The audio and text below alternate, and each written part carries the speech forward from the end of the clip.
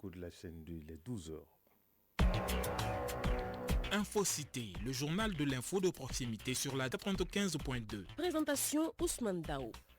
Mesdames et messieurs, bonjour et bienvenue dans ce journal. Le Premier ministre, le général de division Abdoulaye Maïga, a le quitus du Conseil national de transition pour son plan d'action gouvernemental 2025-2026. Ce plan a été voté hier à l'unanimité, 128 voix, 0 contre et 0 abstention. Dans ce journal, vous le voyez, et un peu partout à travers la ville de Bamako, les fruits des lianes envahissent nos rues. Pourquoi en cette période de saison trouve-t-on beaucoup de zabans? La réponse dans ce journal. Notre dossier culture de ce mardi nous parlera de comportement, notamment comment être une bonne personne, comment être en adéquation avec les gens. En Bamananka, on peut appeler ça Morosebeya, Manumaya et Manumandenya. La page internationale sera développée par Aïssata Yanogo. Elle nous emmènera au Tchad avec le procès de l'ancien Premier ministre Success Masra qui a été reporté. Il sera également question de la Guinée-Conakry avec une visite de la Cour pénale internationale, sans oublier la visite du président libanais Joseph Aoun en Égypte et bien sûr ce coup de fil qui n'était pas attendu, mais qui est venu pour un cessez-le-feu entre le président américain Donald Trump et celui de la Russie, Vladimir Poutine. Voilà pour le sommaire. Dans un instant, les détails. Encore une fois, mesdames et messieurs, bonjour. Merci d'avoir choisi la chaîne 2 pour vous informer. Bienvenue. Tout d'abord, hier, au Conseil national de transition, le quitus des membres du CNT a été donné au Premier ministre, le général de division, ministre de l'administration territoriale et de la décentralisation Abdoulaye Maïga pour le vote de son plan d'action de gouvernement 2025-2026 avec 128 voix pour 0 contre et 0 abstention. Un document bâti autour de 8 axes principaux dont la sécurité, la défense, les réformes politiques ainsi que la satisfaction des besoins de la population.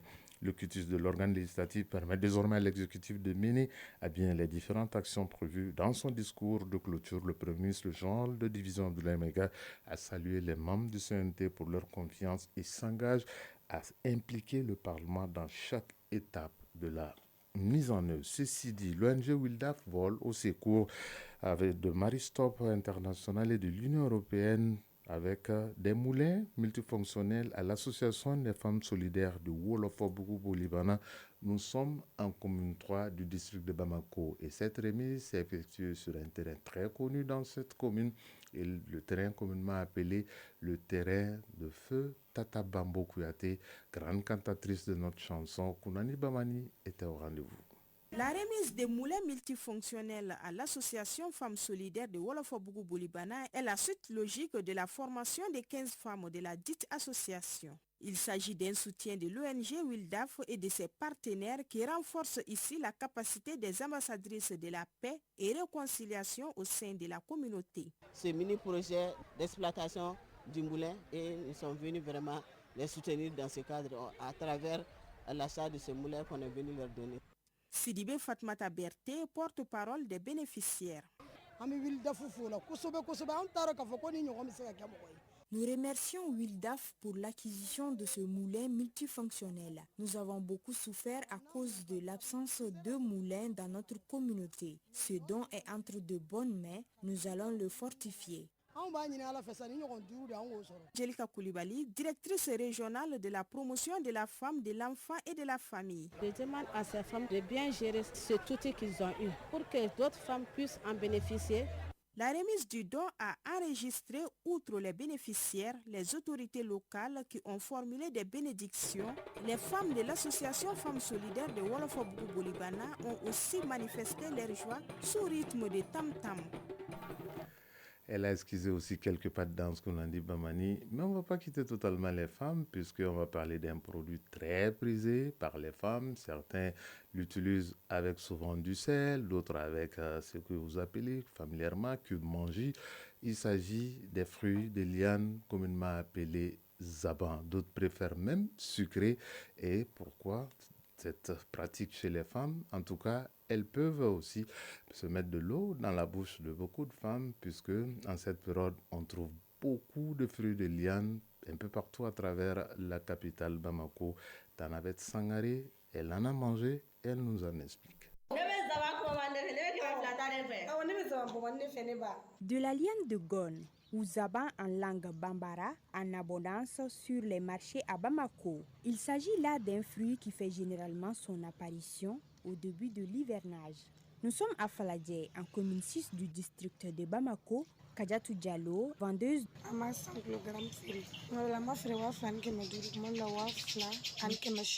Souvent, le sac de 100 kg de la liane de Gone se vend à 12 500 francs, voire 14 000 francs CFA. Il y a beaucoup de pertes en achetant un sac entier puisque dans le sac entier, il y a des pourris, des non-mûrs et beaucoup d'autres. Les clients sont attirés par ceux qui sont en très bon état. De ce fait, je préfère en vendre en détail. Saran Koulibaly fait la même activité. Je préfère prendre la moitié du sac de 50 kg. Mes fournisseurs viennent de Bougouni, Sanakoroba, Kassila et Ségou. Touré Aïssata Diakité, une chef d'entreprise, est allée encore plus loin en industrialisant la liane de Gone. En effet, il y a quelques années, elle a lancé Zaban Holding, une gamme de jus de fruits 100% naturels. Le Zaban est un produit forestier non liné que nous transformons au Mali en produisant des jus, des bonbons, des confitures, des tisanes. Le Mali est l'un des pays premiers producteurs même de ce fruit, le Sénégal, où le Zaban est beaucoup apprécié, qu'on appelle MAD, ainsi que la Mauritanie. Le Burkina produit aussi beaucoup de Zaban. On en trouve un tout petit peu au Niger et beaucoup d'autres variétés de Zaban. Dans d'autres pays, par exemple la Côte d'Ivoire, on va appeler ça Kokota. Même au Congo, ils en ont, mais les goûts diffèrent un tout petit peu. Leur variété va être un peu plus aigre que celui du Mali. Moussa Koulibaly, gardien de maison. Je la consomme avec un mélange de sucre, de sel, souvent le tout associé avec du piment, ou bien en confiture qu'on appelle communément en langue bambara Zaban Bomboni. Ramata Sissé, amatrice de la liane de Gone. J'adore son goût aigre et la chair tendre qui se trouve dans la coque. Massaran Koulibaly, ménagère. Mon mari aime le jus de la liane de Gone. Chaque soir, il boit une bouteille de 1,5 litres et une autre au petit matin. Bonkana Maïga, nutritionniste. On a particulièrement la vitamine C, d'autres vitamines telles que la vitamine A et aussi plusieurs groupes de la vitamine B. Maintenant, l'inconvénient, ça peut être peut-être une surconsommation ou bien on a certains, par exemple, ils peuvent le surutiliser en mettant par exemple d'autres substances telles que le sucre. C'est pas conseillé en fait d'avaler la coque. Le moins que l'on puisse dire, c'est que la liane de Gone est abondante sur les marchés de la cité des Trois Caïmans. Cette présence ne souffre d'aucune ambiguïté. Vendeurs et clients, chacun en tire son compte. Oui, un fruit très prisé par les femmes. On va accueillir une femme. Elle n'a pas amené de liane de gomme avec elle, mais elle va nous parler de la page. On va parler de page culture dans ce journal. Culture. Toutes nos cultures sur la chaîne 2. Voilà, notre chronique culture de ce mardi s'intéresse à un pan très important de la société malienne. Dans notre société, il y a des vertus qui font l'homme et même la femme. Parmi ces vertus, on peut noter comment se comporter avec les gens, comment être avec les gens. Entendez par là, ma sebeya, moro sebeya, manumaya, manumandenya. Qu'est-ce que ces concepts veulent dire, Mamoudou Dante? La société malienne, riche de sa diversité, est composée de plusieurs groupes ethniques, des générations d'âge, des classes sociales. Notre société enregistre également plusieurs vertus comme Masobeya, Manyumaya, Ani Manyumandenya. Adjara Traoré, étudiante. Pour moi, Morosobe est une personne gentille avec tout le monde, tandis que Manuma reste une personne très gentille et correcte dans tout ce qu'il fait. Sirman Diara, militaire à la retraite. Il y a une différence entre Morosobe et Manuma. Une personne qui a des vertus Morosobe doit en principe être Manuma. Mais toutefois, il est possible d'être Mokosobé sans être forcément Manyuma. Depuis fort longtemps, Masobeya, Manyumaya et Manyumandenya incarnent les valeurs de la citoyenneté au Mali. Professeur Ibrahim Ndiaye, enseignant-chercheur d'Oikaïdara. Il y a 5 valeurs cardinales qui caractérisent la citoyenneté chez nous. La première, c'est Moria, ensuite Mokosebeya, ensuite Mokosebe-Denya, ensuite Horonya associé à Fassia, et enfin Sinankuya pour faire de la place à tout le monde. Donc par rapport à la deuxième valeur cardinale de Mokosebeya, quand la jeune personne est en phase d'initiation, une des étapes en progression vers Mokosebeya est Manyumaya. Pour promouvoir ces valeurs cardinales de la société malienne, il est plus qu'important de connaître leur sens étymologique. Professeur Ibrahim Ndiaye. Manyuma, c'est bien comme étape, c'est un début, mais on dit Monyumaya ni Faratido.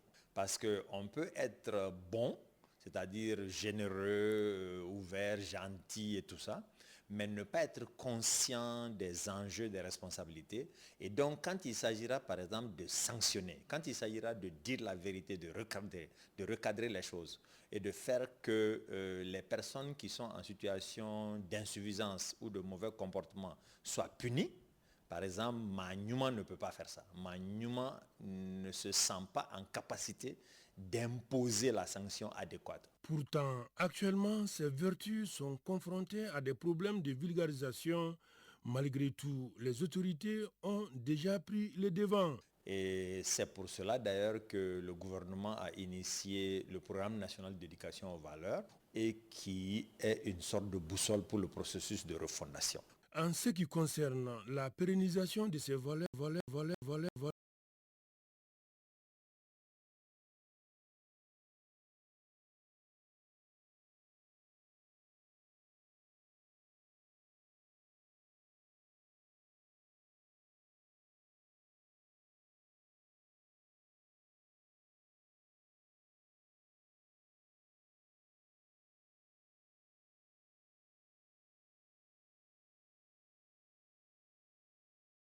toutes nos langues. Ça, c'est très important. Malheureusement, on n'a pas suffisamment de coordination avec la base. Tout ce qui se passe au niveau des collectivités, notamment au niveau des villages, en termes d'enseignement traditionnel, n'est pas systématiquement intégré à ces efforts-là et c'est là où le bas blesse. Une chose est claire, il serait véritablement difficile aujourd'hui d'évoluer correctement dans une société équilibrée sans ces valeurs cardinales. Sans nos valeurs, sans la culture, nous ne pourrons pas atteindre nos objectifs. Ça, c'est déjà clair et c'est un acquis. Maintenant, c'est soutenir l'effort dans la durée qui est problématique. On affirme donc qu'on retrouve au Mali jusqu'à présent Masobeya, Manyumaya et Manyumandenya, à nous de les sauvegarder pour un Mali fort et uni dans son ensemble. À présent, le tour d'horizon de l'actualité internationale. Ce tour sera développé par Aïssata Yanogo. Bonjour et bienvenue. Bonjour Ousmane Dao. Tout d'abord, direction de la Guinée-Conakry, une délégation de la Cour pénale internationale est actuellement en visite. Comme chaque année, la CPI accompagne les autorités dans l'organisation du procès du 28 septembre. Un procès marqué en 2009 par le massacre de plus de 150 personnes et le viol d'une centaine de femmes dans le stade de Conakry sous le régime du capitaine Moussa Dadis Camara. Condamné pour crime contre l'humanité, l'ex-président a récemment été gracié pour raison de santé par le général Mamadi Doumbouya, une décision qui donne un ton particulier à cette mission de la CPI, notamment pour les représentants des victimes. Toujours sur le continent, au Tchad, le procès de l'ancien Premier ministre Succès Masra a été reporté. La procédure judiciaire concernant Succès Masra, qui devait être entendue hier par les enquêteurs, a été remise à aujourd'hui. Ses avocats expliquent ne l'avoir pas pu l'assister. L'ex-chef du gouvernement et président du parti Les Transformateurs, en garde à vue depuis vendredi dernier, est accusé d'incitation à la haine et d'avoir provoqué le massacre de 42 éleveurs par des cultivateurs de sa région natale la semaine dernière. Ousmane Dao, le président libanais Joseph Aoun, reçu au cœur par le président égyptien Abdel Fattah el-Sisi. Oui, tout à fait. C'est dans le cadre d'une visite officielle visant à renforcer les relations entre le Liban et les pays arabes après plusieurs années de tensions diplomatiques. Cette rencontre marque une étape importante pour le nouveau président libanais et son gouvernement qui cherche à rétablir les liens solides avec le monde arabe, en particulier avec les pays du Golfe. En Europe, pour terminer, coup de fil entre le président américain et celui de la Russie pour un cessez-le-feu. Un coup de fil que le président russe Vladimir Poutine a qualifié d'instructif et d'utile selon toujours le président américain. Ce coup de fil entre son pays et la Russie pour un cessez-le-feu entre l'Ukraine est un gage de conditions indispensables pour la négociation. Les conditions de cet accord seront négociées entre les deux parties comme il se doit car elles connaissent les détails d'une négociation que personne d'autre ne connaît. Dans un instant, la couleur du temps.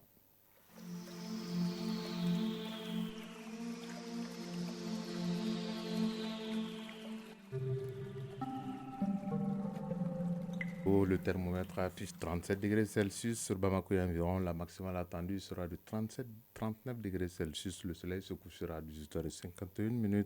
C'est donc tout pour cette session d'information qui vous a été présentée par Ousmane Daou. Réalisation Fatoumata Togola Assitan Diakité. Mise en onde Malik Kansa et Fatoumata Diallo. Coordination Sirou Traoré, Jefa Diara.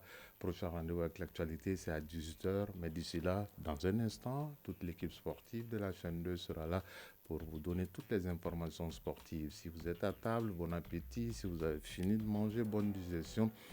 La mise en ligne a été assurée par Amadisso. Chacun de nous ne peut être une étoile, mais tâchons de briller pour éclairer là où nous sommes. Au revoir et à très bientôt.